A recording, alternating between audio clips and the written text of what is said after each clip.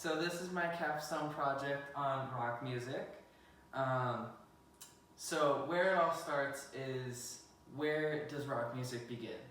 So where it begins is the East Coast cities of like Brooklyn, New Orleans, and Manhattan in underground jazz bands. So in the 40s and 50s, when electric guitars became to exist and they became more readily available, jazz bands started replacing the guitarists with electric guitarists. So that allowed for a lot more experimentation with playing, which led to a initial rock defining era of the 50s. So that's where it was really trying to find a ton of different artists were experimenting with what rock is.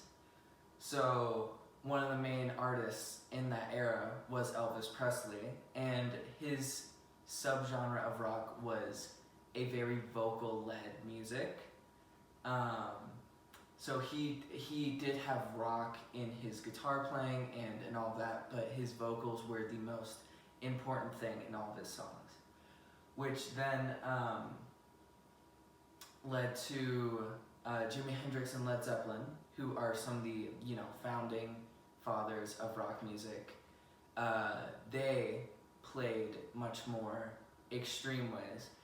So that leads into the 60s, to where the Beatles come in. So the Beatles are pretty much one of the most important bands of all time, and not only because of their popularity, but because of how they led, that's my alarm for this meeting, because of how they led the genre into this golden state. So they were much more mellow, I believe, while starting out, but they gained this sort of rock sound over time. They started going more experimenting with instrumentals and all of that, which led to a lot more people loving the genre and getting into it, which allowed for Jimi Hendrix, Led Zeppelin, and a few other bands gaining popularity.